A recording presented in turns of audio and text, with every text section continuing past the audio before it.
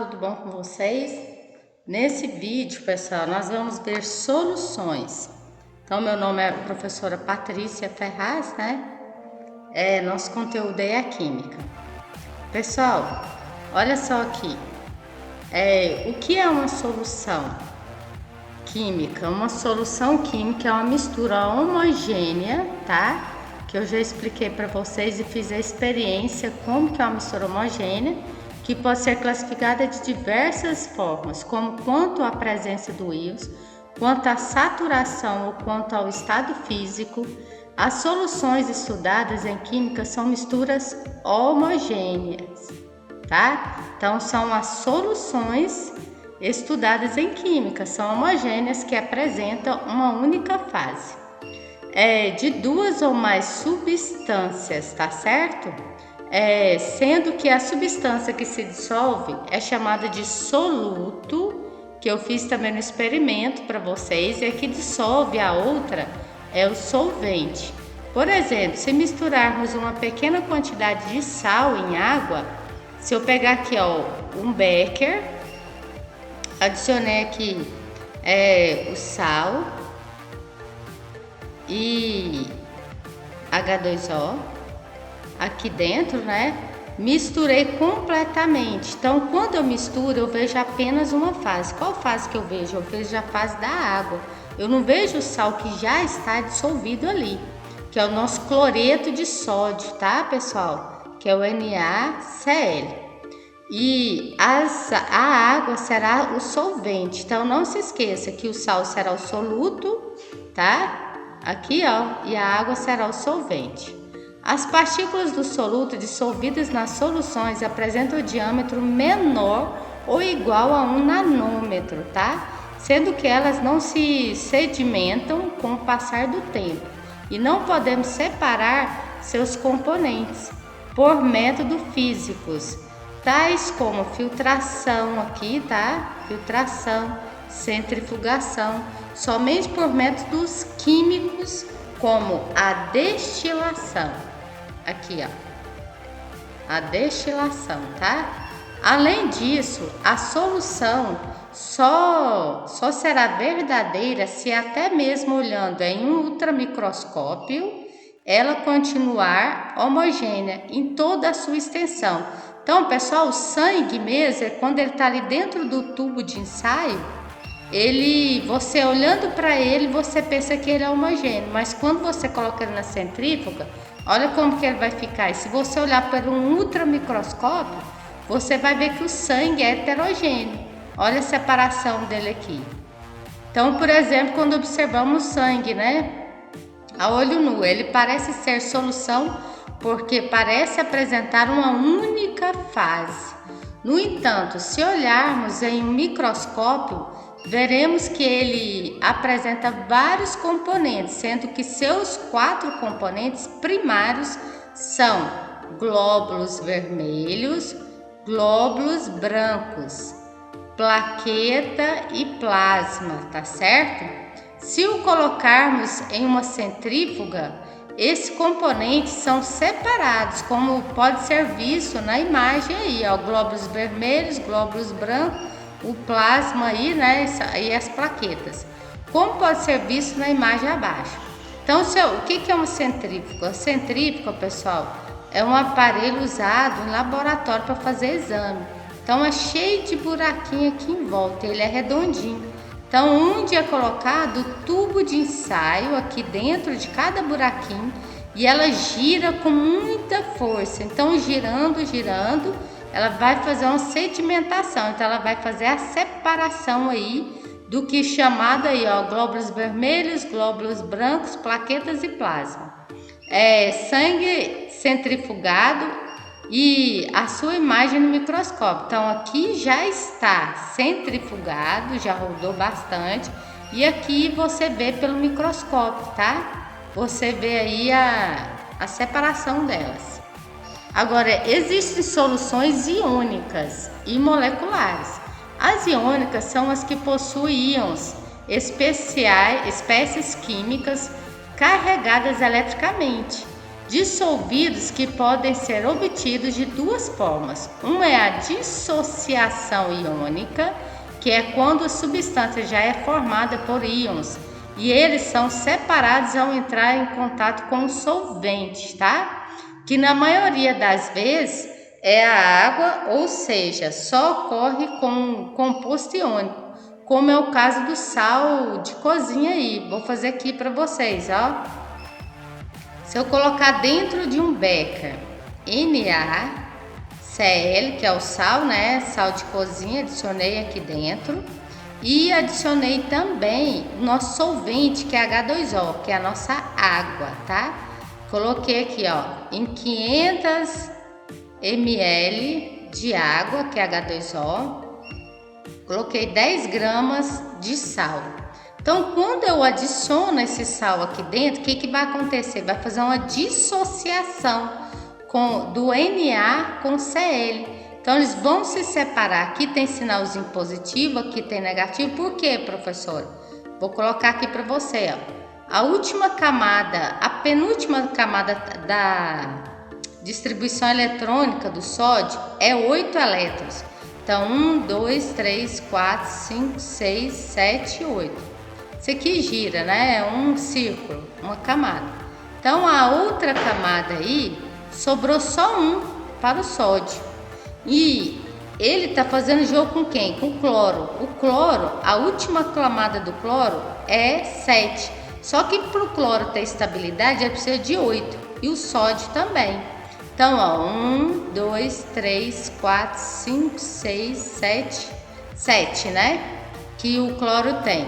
Então, o que vai acontecer? Esse sódio aqui vai doar um elétron para esse cloro, ficando então o cloro com 8 elétrons na última camada. Essa camada aqui deixa de existir, então existindo apenas a penúltima camada do sódio, que seria 8 elétrons na última camada. Então, esse maisinho aqui significa que o sódio está perdendo um elétron e que o cloro está ganhando o elétron. Então, gente, na química para nós, sinal positivo ele ganha, tá? Ou perde, ou desculpa, gente. Eu olhei para um e coloquei o outro. Deixa eu apagar aqui. Pronto, já apagamos. Agora vamos voltar. Então, sinal positivo perde elétrons, né? Elétrons. Sinalzinho negativo ganha elétrons. Ok, pessoal? Então, quando eu adiciono o NaCl aqui dentro, vai fazer uma dissociação. Fazendo essa dissociação, porque está aqui, ó, com o solvente, aqui que o nosso solvente é a água. Então, esse é o solvente e esse aqui é o soluto, tá? Então, adicionei, misturei, o que vai acontecer? Vai fazer a separação entre essas moléculas. Aí, ó, tudo separadinho. O menuzinho aqui, o mais, tudo separado aqui dentro no meio aquoso. Então, olha só. O íon, como é o caso do sal de cozinha, que em meio aquoso forma o íon Na+, e Cl-. A outra forma é por ionização, em que os íons não existiam anteriormente, mas as substâncias dissolvidas são moleculares e reagem com a água, formando os íons, como é o caso do cloreto de hidrogênio, que em meio aquoso forma o ácido clorídrico, tá? Então, se ele tiver em meio à água, que é meio aquoso, ele vai ficar eletricamente. Então, ó, o H+ vai ficar positivo, o Cl vai ficar negativo. Então, um ganha, outro perde.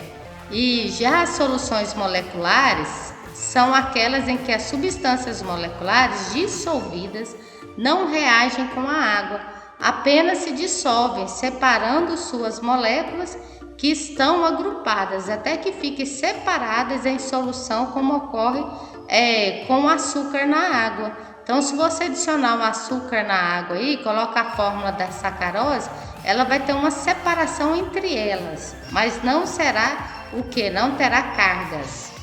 Então, vamos para o próximo. Na maioria das vezes, pensamos em soluções líquidas, que são as mais usadas em laboratórios de química. No entanto, existem soluções sólidas, tá? Sólidas que eu já falei para vocês, como as ligas metálicas, sendo que um exemplo é o aço, mostrado abaixo, que é formado por cerca de 98,5% de ferro e 0,5% e de 0,5 a 1,7% de carbono e traços de silício, enxofre e fósforo. Também existem soluções, tá? Vocês entenderam essa aqui, né? Eu nem fiz o ponto de separação. Então, soluções sólidas são ligas metálicas, tá? Que se unem para formar um determinado metal. E as soluções aqui, ó, gasosas, como o ar que é formado em sua maior porcentagem por gás nitrogênio. E muitas pessoas pensam que nós respiramos apenas o gás oxigênio. Então, ó, o gás nitrogênio é 79% e o gás oxigênio é apenas o que? 20%. Outra forma de classificar as soluções é quanto à saturação, que depende do coeficiente aí, ó, de solubilidade. Não esqueça disso. Isso é, da quantidade máxima de soluto que pode ser dissolvido em determinada quantidade de solvente, que eu fiz o experimento para vocês na nossa aula, em uma dada temperatura. Quanto a esse aspecto, temos 3 tipos de soluções aí. Vamos ver. Solução insaturada, quanto a quantidade de soluto dissolvido na água é inferior à quantidade máxima possível em uma temperatura específica. Então, eu vou colocar dentro de um becker aqui, ó, H2O, e vou colocar aí nossa açúcar, tá? Coloquei aí açúcar, coloquei 10 gramas de açúcar e coloquei aqui, ó, 1 litro de H2O. Então, olha que tantinho que vai ser. Então, quer dizer, solução insaturada é quando a quantidade de soluto dissolvido na água é inferior à quantidade máxima que essa água pode diluir, tá certo? Vamos passar para o próximo. Solução saturada agora. Quando contém a quantidade máxima possível de soluto. Então a solução saturada é quando contém a quantidade máxima possível do soluto dissolvido em uma temperatura específica. Então quando eu colocar dentro de um becker aqui, eu vou colocar NaCl e 200 gramas de H2O. E coloquei aqui uns 20 gramas de sal. Então, vamos supor que a capacidade máxima, que essas 200 gramas, vamos colocar em litro, em ml, porque senão depois vocês vão estranhar isso aqui que eu coloquei. Depois eu falo sobre isso no próximo vídeo. Então, ó, 200 ml de H2O. Então, essa 200 ml, vamos supor que ela dê conta de dissolver completamente esse sal e não pode colocar nada de sal a mais, porque aí ele vai ultrapassar a quantidade certa, que ele dá conta de dissolver. Então, ó, a solução saturada é a quantidade máxima possível de soluto dissolvido em uma temperatura específica. Pronto. Sabemos que atingiu esse ponto quando adicionarmos mais soluto e ele não se dissolve por mais que misturemos, sendo que a quantidade em excesso vai parar no fundo. Por quê? Porque quando você coloca muito, aí ele já não dá conta mais de dissolver, aí ele vem aqui pro fundo, ó, tá certo? Do recipiente é chamado de precipitado ou corpo de chão ou corpo de fundo, tá certo? Isso aqui, ó, vai se chamar corpo de fundo, corpo de chão ou precipitado. Agora vamos ver a solução aí supersaturada. Quando a quantidade de soluto dissolvido está maior que o coeficiente de solubilidade em uma temperatura específica. Por exemplo, digamos que temos uma solução saturada com a quantidade de corpo de chão, que é esse aqui. Em temperatura ambiente e aquecemos, misturando e solubilizando o precipitado. Visto que em uma temperatura maior, o coeficiente de solubilidade aumenta. Ah, professora, então entendi. Se eu pegar essa mesma solução aqui, ó, com corpo de fundo ou corpo de chão e aquecer, colocar fogo aqui, ó, bico de Bunsen, com a tela de amianto aqui, tá, embaixo, aí coloca o bico de Bunsen, tá, e aquece essa temperatura aqui da água que tá ali dentro com o cloreto de sódio. O que vai acontecer?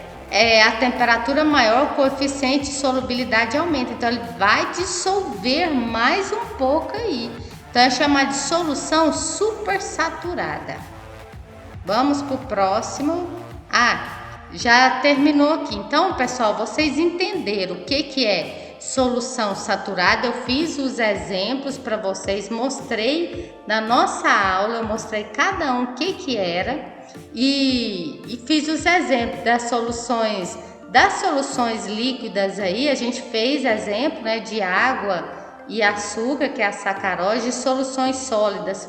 Eu mostrei para vocês um anel feito de uma proporção de ouro e outra proporção de outros metais, que são as soluções sólidas. A gasosa, o ar que respiramos, desse exemplo no dia, né, pessoal? E quanto à saturação, são 3: solução insaturada, dissolvido na água inferior à quantidade máxima, né? Aqui, solução saturada é a quantidade máxima possível de soluto dissolvido na temperatura específica, a temperatura que o exercício apresentar. E solução supersaturada, quando a quantidade de soluto dissolvido está maior que o coeficiente de solubilidade em uma temperatura específica. E que se nós aumentarmos essa temperatura aqui, o que vai acontecer? Visto que em uma temperatura maior, o coeficiente de solubilidade vai aumentar. Tá certo, pessoal? Eu espero que todos vocês tenham gostado dessa aula. Fica com Deus e até a próxima.